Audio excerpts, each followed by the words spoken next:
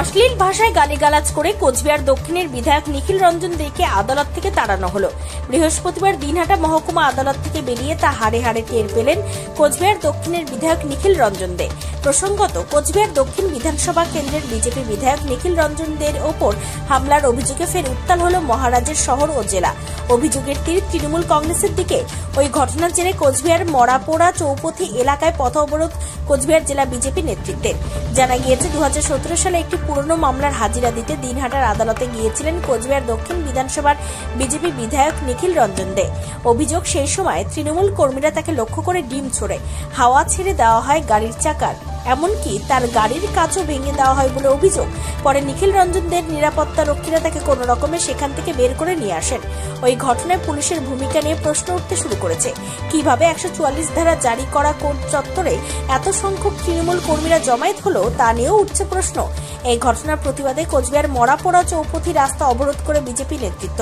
এলাকা জুড়ে সৃষ্টি হয়েছে যানজট। খবর পেয়ে ঘটনাস্থলে পৌঁছায় কোতোয়ালি থানার বিশাল পুলিশ বাহিনী। পরে পুলিশের আশ্বাসে পথ অবরোধ তুলে নেয় বিজেপি নেতৃত্ব। এই বিষয়ে কোচবিহার জেলা বিজেপির সভাপতি অভিজিৎ বর্মন জানান, আমাদের দক্ষিণ বিধানসভার বিধায়ক নিখিল রঞ্জন দে দিনহাটা আদালতে একটি পুরনো মামলায় হাজিরা দিতে যান। আদালত চত্বরে সবসময় 144 ধারা থাকে, সেখানে লক্ষ্য করে ছোড়া হয় ডিম আর গাড়ির উপর হামলা করে তৃণমূলের দুষ্কৃতীরা। সেখানে পুলিশ নীরব দর্শকের ভূমিকা পালন করেন। তার প্রতিবাদে ও দোষীদের গ্রেপ্তারের দাবিতে পথ অবরোধ করে বিক্ষোভ দেখালাম। আগামী দিনে যদি অভিযুক্তদের গ্রেপ্তার না করা হয় তাহলে আমরা বৃহত্তর আন্দোলনে নামব বলে জানান। বিজেপির কোচবিহার জেলা সভাপতি অভিজিৎ বর্মন কি বলেছেন শুনুন। আপনারা জানেন, গতকাল যে বারুইপুরে যে ভারতীয় জনতা পার্টির একটা প্রোগ্রাম ছিল, জনসভা ছিল, সেই জনসভায় আমাদের বিধানসভার বিরোধী দলনেতা শুভেন্দু অধিকারী তার সঙ্গে আমাদের পশ্চিমবঙ্গে ভারতীয় জনতা পার্টির বিধায়করা তার সঙ্গে ছিলেন।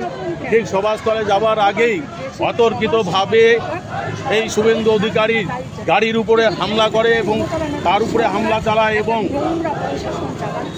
সেই তৃণমূল যে হারমাত যারা তারা তাদের উপরে পাথর ছোড়ে। আজকে আমরা দেখলাম যে সেখানে পুলিশ দাঁড়িয়ে নীরব দর্শক পালন করছেন। আমরা জানি পুলিশ মন্ত্রী মমতা ব্যানার্জি, এবার পশ্চিমবঙ্গের তৃণমূল কংগ্রেস মানে হচ্ছে মমতা ব্যানার্জির পুলিশ। আজকে সেই পুলিশ সেখানে দাঁড়িয়ে দাঁড়িয়ে দেখছে, তারা খেলা দেখছে। আপনারা দেখবেন যে আগামী দিনে, যে আমরা জানি যে আগামী দিনে পশ্চিমবঙ্গের মানুষ ক্ষমা করবে না। যে অন্যায় তারা করছেন যোগ্য জবাব তারা পাবেন। আর পুলিশ যদি সাথে না থাকতো তাহলে তৃণমূল কংগ্রেসের অস্তিত্ব বলে কিছু খুঁজে পাওয়া যাবে না আগামী দিনে। শুধু পুলিশ সরে যাক, 15 দিনের মধ্যে একদম সাফ হয়ে যাবে তৃণমূল কংগ্রেস। তৃণমূল বলে কিছু থাকবে না পশ্চিমবঙ্গে। কোচবিহার দক্ষিণের বিধায়ক নিখিল রঞ্জন দে কি বলতে চেয়েছেন শোনাবো। দেখুন, আদালতের এই যে আমাদের একটা কেস ছিল, সেই কেসে জয়প্রকাশ মজুমদার থেকে আরম্ভ করে লকেট চ্যাটার্জির থেকে আরম্ভ করে আমরা সবাই আছি। তো এর আগেও বেশ কয়েকটি হাজিরা হয়েছে আমাদের, আজকেও সেই অনুযায়ী আমরা এসেছি। তো এখন তৃণমূল কংগ্রেসের কর্মী সমর্থকরা কেন বিক্ষোভ দেখালো, কী ব্যাপার তা তো জানি না। তার মানে আদালতের কাজে আমাদের বিজেপির যারা বিধায়ক বা বিজেপির কার্যকর্তা তারা আদালতে উপস্থিত হতে পারবে না, এই ধরনের কালচার চলছে পশ্চিমবঙ্গে। তো কাজে এইটা বুঝতেই পারছেন যে তাদের মদতে হচ্ছে বা কী হচ্ছে ব্যাপারটা।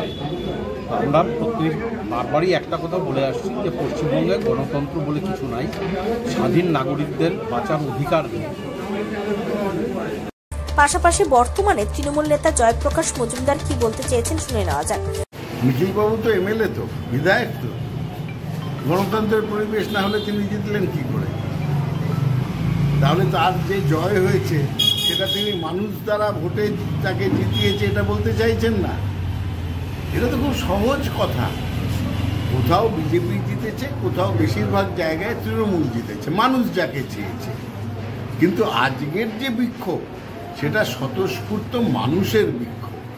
তার কারণ হচ্ছে গত কয়েকদিন ধরে শান্ত বাংলাকে অশান্ত করার জন্যে বিরোধী দলনেতা যেভাবে বাংলার কুৎসা করছেন, বাংলার জনপ্রিয়তম নেত্রী মমতা বন্দ্যোপাধ্যায়কে আক্রমণ করছেন, জনপ্রিয় নেতা অভিষেক বন্দ্যোপাধ্যায়কে তুইতকারি করছেন, অশ্লীল ভাষায় আক্রমণ করছেন, সেটা বাংলার রুচিশীল মানুষ সেটা মেনে নিতে পারে না।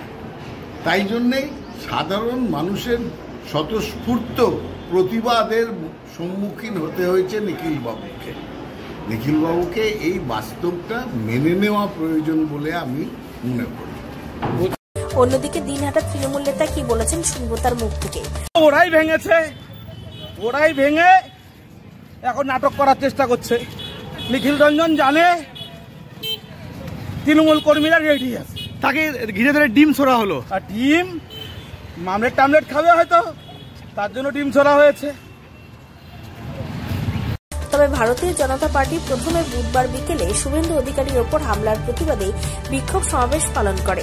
পরবর্তীতে দিনহাটা আদালত থেকে ফেরার সময় স্থানীয় তৃণমূল নেতারা যেভাবে গালিগালাজ করেছে, ছুড়েছে ডিমও, তারই প্রতিবাদে মরাপোড়া চৌপথিতে পথ অবরোধে সামিল হন বিজেপির জেলা সভাপতি অভিজিৎ বর্মন সহ স্থানীয় বিজেপি নেতাকর্মীরা। পুলিশ অভিযুক্তদের গ্রেপ্তারের আশ্বাস দিলে পথ অবরোধ ওঠে। তবে আগামী দিনে দিনহাটায় বিধায়কের ওপর হামলাকারীরা যদি গ্রেপ্তার না হয়, সেক্ষেত্রে বিজেপি নেতা কর্মীরা সেই আন্দোলন চালিয়ে যাবেন, তা হুঁশিয়ারি সুরেই জানিয়ে দিয়েছেন। কোচবিহারের দিনহাটা সহ জেলার বিভিন্ন এলাকা ঘুরে প্রিয়া সাহার রিপোর্ট, টাইমস 14 বাংলা।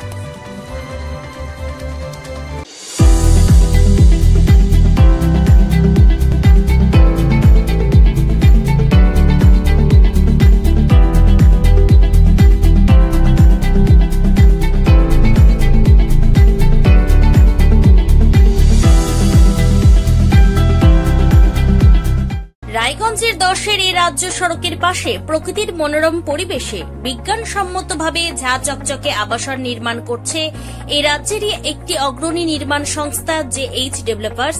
পাশাপাশি তারা এই প্রকল্পটির নাম রেখেছেন JH গ্রিন, যাদের catch line nature inspired homes, যার বাংলায় তর্জমা করলে দাঁড়ায় প্রকৃতি অনুপ্রাণিত বাড়ি। সকালে ঘুম থেকে উঠেই বাসিন্দারা দেখতে পাবেন পূর্ব দিকে সূর্যোদয়, চারপাশের সবুজ গাছপালা, পাখির কলতানে ঘুম ভাঙবে আবাসনের বাসিন্দাদের। পাশেই রয়েছে উত্তর দিনাজপুরের অফিসপাড়া রায়গঞ্জের কর্ণচূড়া। হাঁটা পথে দ্বাদশ শ্রেণী পর্যন্ত 3টি নামী উচ্চ মাধ্যমিক বিদ্যালয়, একটি বেসরকারি হাসপাতাল ও সরকারি উপস্বাস্থ্য কেন্দ্র, 15 ঘন্টা অটো টোটো সহ যানবাহন পরিষেবা, একাধিক খাবারের দোকান, হোটেল, ঢিলছড়া দূরত্বে পুলিশ ফাঁড়ি, 2টি ব্যাংক। এক কথায় সামাজিক পরিবেশও অতুলনীয় এবং নিরাপদ। ফ্ল্যাট বুক করতে রয়েছে ব্যাংক ঋণের সুবিধা, ফ্ল্যাট বুক করলেই সোনা ফ্রি। দেরি না করে আজই যোগাযোগ করুন JH developers, Karnachura, motor Kalibari, Raiganj. Mobile phone number 8944849889। আপনি কি কিডনি রোগে ভুগছেন? তাহলে আর দেরি না করে আজই আসুন আপনার এলাকার একমাত্র বিশ্বস্ত প্রতিষ্ঠান জীবন রেখাতে। এখানে বিশেষজ্ঞ নেফ্রোলজিস্ট ডাক্তাররা লেজার ট্রিটমেন্টের মাধ্যমে রোগীদের সমস্ত ধরনের কিডনির এবং প্রোস্টেটের অপারেশন করে থাকেন।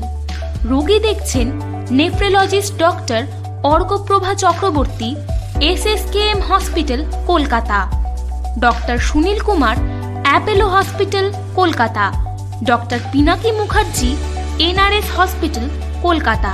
এছাড়াও এখানে প্রতিদিন অপারেশন করছেন ও বহির্বিভাগের রোগী দেখছেন ইউরোসার্জন ডক্টর আতার কাশিম, PG হসপিটাল, কলকাতা।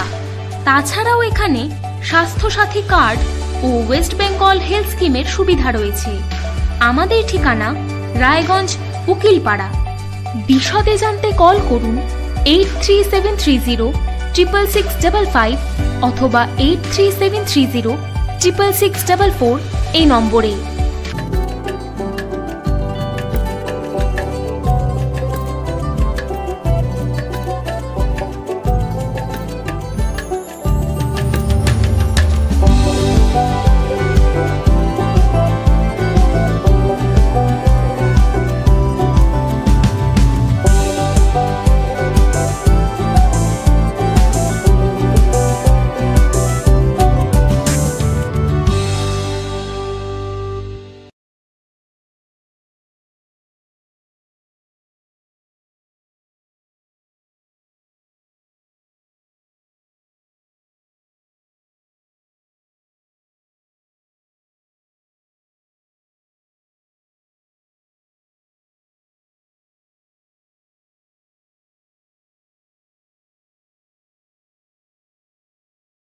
আপনি কি চাকরি পরীক্ষার্থী?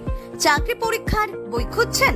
তাহলে আজই চলে আসুন সৌরভ বুক অ্যান্ড ম্যাগাজিন সেন্টারে। এখানে BSc, WBCS, bank, rail, ICDS, nursing, ANM এবং জিএনএম সহ কেন্দ্রীয় ও রাজ্য সরকারি সকল চাকরির পরীক্ষার বই ও ম্যাগাজিন পাওয়া যায়।